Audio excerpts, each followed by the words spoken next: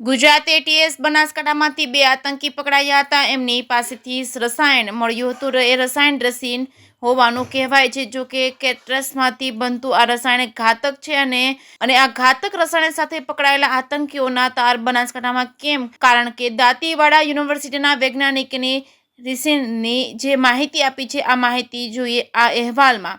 દેશમાં આતંકી તબાહી મચાવવા આવેલા આતંકીઓ કેવા પ્રકારનું રસાયણ ઉપયોગ કરવાના હતા, તેમની પાસેથી કેવું રસાયણ મળ્યું હતું, તેની અંગેની સચોટ માહિતી દાંતીવાડા યુનિવર્સિટીના વૈજ્ઞાનિક આતંકવાદીઓ પાસેથી મળેલા ખાસ રિસન નામના રસાયણ વિશે વાત કરી છે. દેશમાં તબાહી મચાવવાના ઈરાદેથી નીકળેલા આતંકવાદીઓ એટીએસની રડારમાં આવી ગયા બાદ હવે એક બાદ એક ચોંકાવનારા ખુલાસા સામે આવી રહ્યા છે. જેમાં હવે જે આતંકવાદીઓ પકડાયા છે તેમની પાસેથી રિસન નામનું રસાયણ મળ્યું છે. રિસન નામનું રસાયણ દેશમાં તબાહી મચાવવા માટે આતંકવાદીઓ ઉપયોગમાં લેવાના હતા, તે પ્રકારનો ચોંકાવનારો ખુલાસો એટીએસની તપાસમાં થયો છે.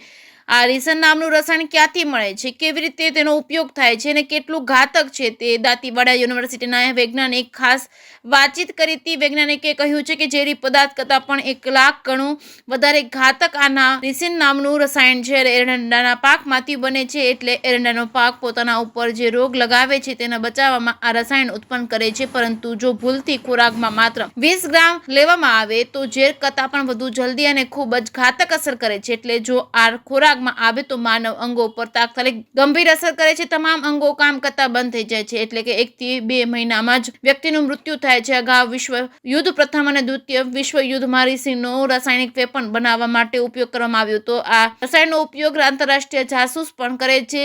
આ ઘાતક ઝેર માનવ શરીરમાં જતા જ જે અંગના તેના સંપર્કમાં આવે તે અંગ મૃત્યુ પામે છે, એટલે કે રંગ કામ કરવાનું બંધ કરે છે. આ માનવ શરીરમાં વધુ માત્રામાં જાય તો તેની અસર વધુ ગંભીર થાય છે. તેની સારવાર શક્ય નથી અને આર્મીમાં આનો ઉપયોગ થતો રહ્યો છે. તો ક્યાંક આતંકવાદી પ્રવૃત્તિઓમાં પણ રિસન નામના ઝેરનો કરતા હોય છે. એરંડાનું ઉત્પાદન થાય અને તેના 90% ઉત્પાદન ભારતમાં થાય છે. આખા ભારતનું 80% ઉત્પાદન ગુજરાતમાં થાય છે. તેમાં 70% ઉત્પાદન ઉત્તર ગુજરાતમાં થાય છે. જો કે મહત્વની વાત તો એ છે કે એમાંથી એરંડાનું 50% ઉત્પાદન બનાસકાંઠા કરે છે. વિશ્વમાં એરંડાનું ઉત્પાદન 50% હિસ્સો બનાસકાંઠાના છે. તે આતંકીઓએ આ રસાયણ માટે બનાસકાંઠામાં ધામા નાખ્યા છે. જો કે ખેડૂતો માટે રોકડીયો પાક તરીકે એરંડો ખૂબ જ લાભદાયી છે. આ ફાયદો પણ અનેક છે અને નુકસાન પણ છે. જો કે ખેડૂતોને ડરવાની જરૂર નથી. આ રેસિન બનાવવા માટે જટિલ પ્રક્રિયા છે.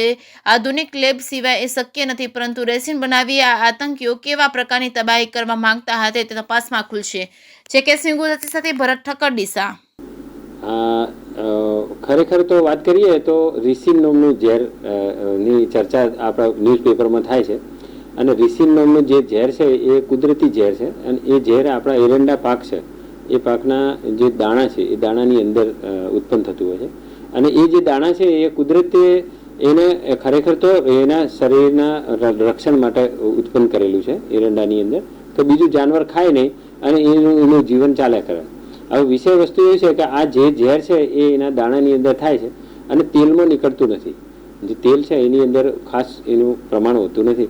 મુખ્ય એનું પ્રમાણ છે એ એના જે ખોળ છે, આપણે જે કેક કહીએ છીએ ડીઓસી, ડી ઓઇલ્ડ કેસ્ટર કેક, એની અંદર જોવા મળે છે અને એ જો 80 ડિગ્રી ટેમ્પરેચરથી ઓછા ટેમ્પરેચરે જો તેલ કાઢવામાં આવે અને જે ખોળ બચે ને એ ખોળની અંદર આ રહ્યું તેલ ઝેર જોવા મળે છે. હવે આ ઝેર છે એ એટલું બધું ઘાતક છે કે એકવાર શરીરમાં જાય પછી શરીરના જુદા જુદા કોષોના સંપર્કમાં આવે છે અને એની અંદર પ્રોટીન સિન્થેસિસની પ્રક્રિયા છે એ પ્રક્રિયાને ખોરંબી દે છે અને એ કોષનું મૃત્યુ થાય છે. એટલે એ કોષ પોતે મરી જાય, આજુબાજુના બધા કોષો મરી જાય, એમ કરતો કરતો ટીશ્યુ મરી જાય.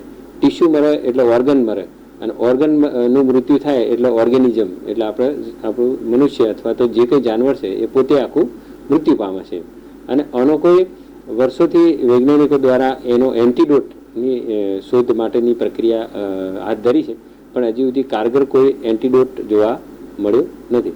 પણ વેક્સિનની પણ પ્રક્રિયા, વેક્સિનેશનની પ્રક્રિયા થી એનું કરવાની કોશિશ વૈજ્ઞાનિકો દ્વારા કરવામાં આવી છે, પણ વેક્સિનેશન હજી મનુષ્ય ઉપર એટલી બધી ટેસ્ટ થઈ નથી. સક્સેસ થવાના ચાન્સીસ છે, પણ વેક્સિનેશન એનું પ્રિકોશન જેવું છે. એકવાર શરીરમાં ગયા પછી વેક્સિનેશનનો કોઈ અસર નથી. એડવાન્સમાં વેક્સિન લીધી હોય તો કદાચ થઈ શકે, પણ પણ એ હજી સુધી મનુષ્ય ઉપર ટેસ્ટ થયો નથી. એટલે આ રીતે આ ઝેર છે એ કોઈ પણ વ્યક્તિના શરીરની અંદર 22 માઇક્રોગ્રામ પ્રતિ કેજી બોડી વેઇટના અનુપાતની અંદર જો શરીરમાં દાખલ થઈ જાય અને તો એનું બહુ ઘાતક પરિણામો આવે છે અને એના માટે કોઈ મેડિકલ ટ્રીટમેન્ટ અત્યારે ઉપલબ્ધ નથી. એટલા માટે એને બહુ ઘાતક ઝેર કહેવામાં આવે છે. અને ખરેખર આ જે વસ્તુ છે એ એરંડાની અંદર થાય છે. હવે એરંડાની વાત કરો તો આપણું ગુજરાત છે એ એરંડાનું વિશ્વનું મુખ્ય રાજ્ય છે કે જે વિશ્વનું અંદાજિત 70-72% ઉત્પાદન ફક્ત ગુજરાત રાજ્ય કરે છે અને એનાથી આપણને ખેડૂતોને 7,000 કરોડ રૂપિયા જેવું ઊંડિયામણ પણ મળે છે. એટલે બહુ આપણો ઇકોનોમિકલ પાક છે અને એ પાકની અંદર આ ઝેર જોવા મળે છે.